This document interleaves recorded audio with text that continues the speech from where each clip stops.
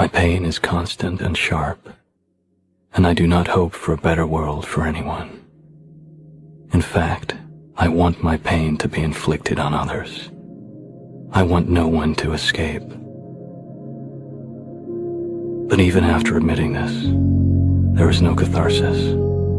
My punishment continues to elude me, and I gain no deeper knowledge of myself. No new knowledge can be extracted from my telling. This confession has meant nothing.